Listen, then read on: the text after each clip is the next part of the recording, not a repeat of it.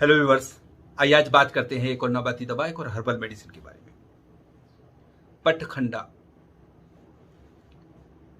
खारवास कोना, ओंगा, चिरचट्टा या अपामार। ये एक पौधा होता है जो कि बारिश के दिनों में बहुत ज़्यादा उगता है। इसके ये दो तरह का होता है, एक लाल और एक सफ़ेद, जिसमें सफ़ेद फूल आते हैं, लाल वाले में लाल फूल आते हैं, पत्ते भी लाल होते हैं। ज़्यादातर सफ़ेद को दवाओं में इस्तेमाल किया जाता है, ज़्यादा बेहतर माना जाता है। और हमारे यहाँ राजस्थान में भी सफ़ेद ही ज़्यादा हासिल है। फिलहाल हमें लाल नहीं मिला, इसलिए हम सिर्फ सफ़ेद को बता रहे हैं। लेकिन सिर्फ कलर का फ़र्क होता है, सब कुछ कांटे भी इसी तरह के होते हैं, फूल पत्ते सब ऐसे ही होते हैं उसके। तो ये ओंगा या चिरचट्टा जंगलों में खूब पाया जाता है। इसके कांटे नीचे की तरफ मुंह किए होते हैं, इसीलिए इसको ये रास्ते में जाने वालों के कपड़ों से लग जाता है, चिपक जाता है। चिरचट्टे का मिजाज गर्म व खुश्क है। बाज लोग इसको सर्द व खुश्क भी मानते हैं, लेकिन मेरे नज़दीक ये गर्म व खुश्क है। चिरचट्टा बलगम अमराज में बहुत मुफीद है, ख़ास तौर से खांसी के लिए। खांसी के लिए तो एक बहुत ही लाजवाब चीज़ है। खांसी के लिए इसको किसी भी शक्ल में इस्तेमाल किया जाए फ़ायदा देता है। चाहे इसके पत्तों का जोशंदा बनाकर पिया जाए, चाहे इसके पत्तों को जलाकर इसकी राख खाई जाए, चाहे इसका नमक बनाकर खाया जाए, या इसके पत्तों को हुक्का जो चिलम में भर करके और पिया जाए, हर हाल में ये खांसी को फ़ायदा देता है। चिरचट्टा हाजिम भी है, डाइजेस्टिव भी है और गैस को भी खारिज करता है, इसलिए कुछ हाजमे वाली दवाओं में भी इसको शामिल किया जाता है। चिरचट्टा से की जो मुक्तर है या इसका जो नमक है, जो पानी होता है, उससे सिमुल्फार को मुदब्बर करते हैं। तब कि हमें सिमुल्फार को खांसी के लिए इस्तेमाल करना होता है या रेस्पिरेटरी सिस्टम की किसी प्रॉब्लम के लिए इस्तेमाल करना होता है। हालांकि दूसरे बलगमी अमराज के लिए भी आप इस्तेमाल कर रहे हैं तो चिरचट्टा के साथ इसको कर सकते हैं। चिरचट्टा, इसका नाम चिरचट्टा शायद ये चिपक जाता है इसलिए इसका ये नाम हुआ है। इसी तरह से खारवास कोना या अपामार, शायद ये नाम इसी तरह से पड़े हैं इसके। बहरहाल हम चिरचट्टा देखेंगे। पहले सफ़ेद चिरचट्टा, ताज़ा शक्ल में खड़ा हुआ, फ्रेश। उसके बाद जो हमने तोड़कर मंगवाया है हम उसको देखेंगे। फिर इसको हम नमक बनाने की तरकीब इसकी देखेंगे हम। तो आइए देखते हैं चिरचट्टा और इसके बारे में थोड़ी सी जानकारी। देखिए व्यूवर्स, ये चिरचट्टा या पटखंडा का पौधा है। आप देख सकते हैं इसकी ख़ास पहचान, ये कांटे इसके उल्टे होते हैं तो आने जाने वालों को पकड़ लेते हैं, कपड़ों में उलझ जाते हैं। आप इसको बिल्कुल पास से देख सकते हैं। ये सिमुल्फार को मुदब्बर करने के लिए एक बहुत बढ़िया बूटी है।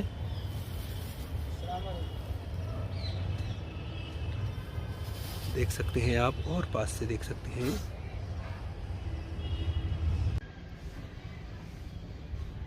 और ये सफ़ेद चिरचट्टा को हम देख सकते हैं इस तरह से भी। इसके जो खोल हैं बीज के, सीड्स के सफ़ेद होते हैं, और इनके पत्तों के पीछे भी जब ये छोटे होते हैं तो बहुत सफ़ेद, ऊपर से हरे और पीछे से वाइटिश होते हैं। जैसे किसी हद तक आप यहाँ देख सकते हैं छोटे पत्ते जो हैं, और ये पत्ते जब बड़े हो जाते हैं तो पीछे से भी हरे हो जाते हैं। आप यहाँ देख सकते हैं। तो जो छोटे पत्ते हैं आप देखिए, ये पीछे से सफ़ेद, आगे से हरा, और जब बड़े पत्ते हो जाते हैं या बड़ा पेड़ हो जाता है, पौधा बड़ा हो जाता है, तो ये हरे हो जाते हैं। बहरहाल ये किस्म सफ़ेद कहलाती है। इसमें ये जो तुख्म है कांटे के खोल के साथ होते हैं, और इसका कांटा नीचे की तरफ मुड़ा हुआ होता है, ज़मीन की तरफ।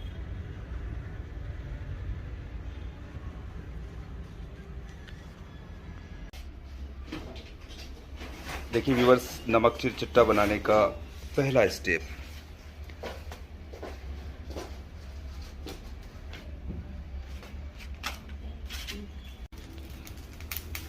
आप देख सकते हैं ये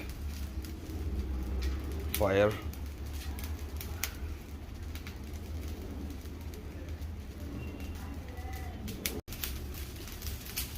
इस तरह से एक बार आग पकड़ने के बाद ये खुद ब खुद बहुत तेज़ी से जलता है, लेकिन पहले पूरा सुखा लेना ज़रूरी होता है।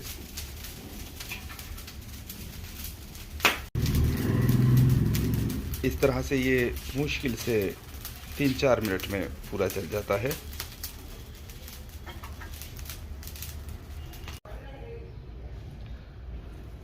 और अब ये पूरी तरह से चल चुका है। अब इसका ठंडा होने का इंतज़ार करेंगे, उसके बाद इसकी राख को हम कलेक्ट करेंगे। और अब देखिए व्यूअर्स, सेकंड स्टेप नमक बनाने का, ये जो राख हमने जलाई थी इसकी, वो इसमें डाल दी गई है।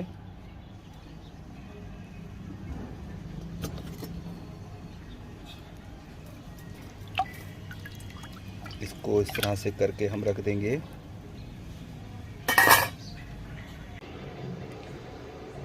और अब देख सकते हैं व्यूअर्स आप, ये तकदीर का एक प्रोसेस जिसमें कि कतरा कतरा टपकता है, बूंद बूंद करके टपक रहा है।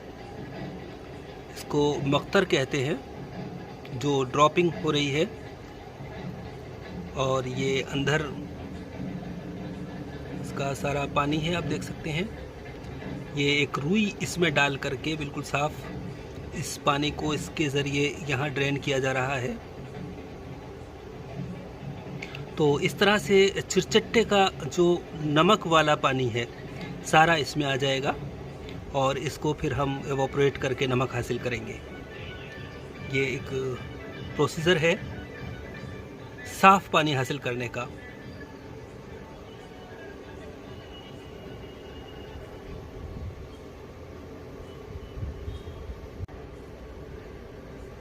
और अब आप ये भी देख सकते हैं कि हमने इसको जल्द हासिल करने के लिए 2 ड्रिपिंग कॉटन्स यहाँ पर लगा दिए हैं और दोनों ही देखिए अपना काम कर रहे हैं।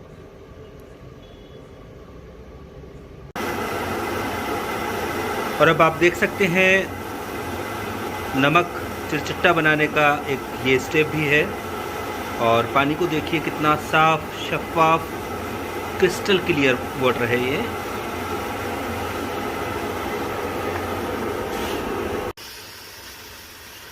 देख सकते हैं आप, पानी बहुत कम रह गया है और साइड्स में इसका नमक जो इसका सॉल्ट है वो सूखने लगा है।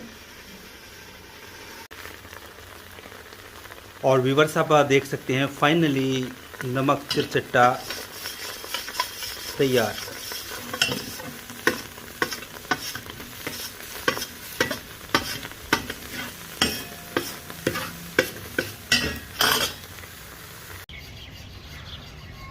और देखिए व्यूअर्स, ये अपामार क्षार या चिरचट्टा का नमक तैयार हो गया है। और यह हमें 200 ग्राम राख थी, उसमें से 75 ग्राम्स 75 ग्राम नमक हासिल हुआ है। इसमें हमने 1200 ml पानी लिया था, उसके साथ इसको निथार कर बनाया है।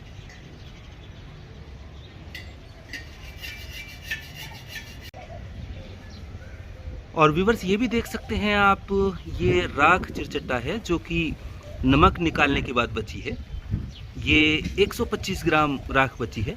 और ख़ास देखने की बात यह है कि इसका कलर देखिए आप, बहुत हल्का हो गया है, बिल्कुल लाइट हो गया है। पहले ये डार्क था, इसमें से नमक निकाल लिया गया है। ये 125 ग्राम बची है और 75 ग्राम नमक। थोड़ा बहुत मॉइस्चर इसमें होता है, इनफैक्ट 2-4 ग्राम, इस वजह से इस तरह का ये एग्जैक्ट हो रहा है। और 2-3 ग्राम का ही फ़र्क पड़ता है, 5 ग्राम का ज़्यादा से ज़्यादा। तो डियर व्यूअर्स, अभी आपने देखा चिरचट्टा और उसके नमक बनाने की तरकीब।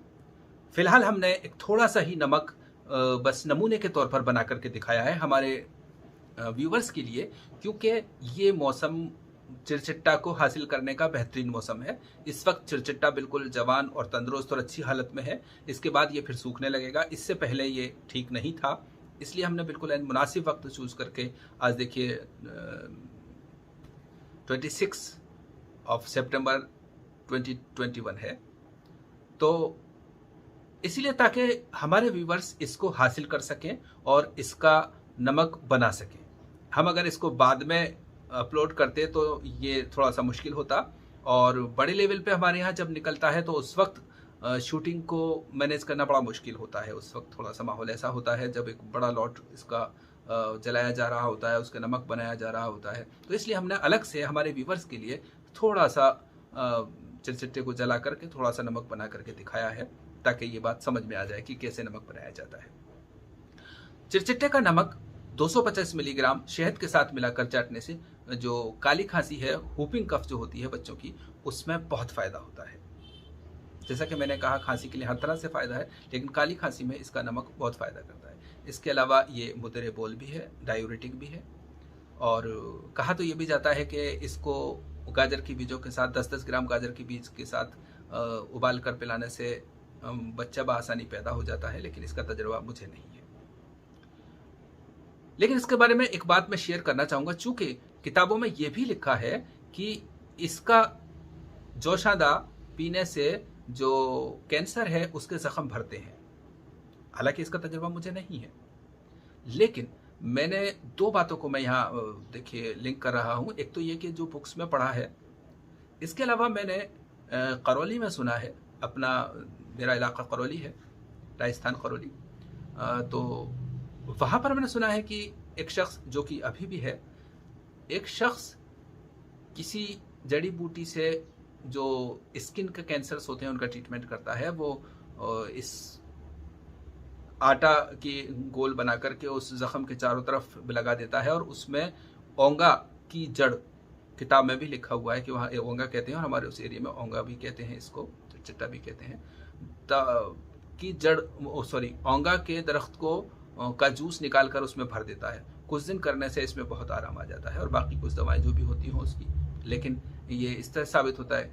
और जो बुक्स में एक ख़ास बुक है जो कि बहुत पुरानी बुक है, उसमें भी मैंने लिखा है, तो बाकायदा वहाँ पे जिक्र करौली का जिक्र भी था और इस तरह का जिक्र था कि वहाँ पे ये जड़ी पाई जाती है, तो उस एरिया में ये बहुत होती है, और वहाँ के एक शख्स के बारे में ये भी बताया।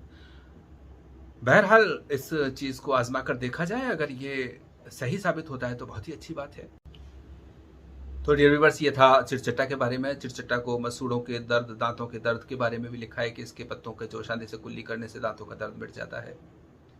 इसके बीजों को गाजर के बीज के साथ 10-10 ग्राम उबाल करके आसानी से बच्चा पैदा हो जाता है, ऐसा भी लिखा है।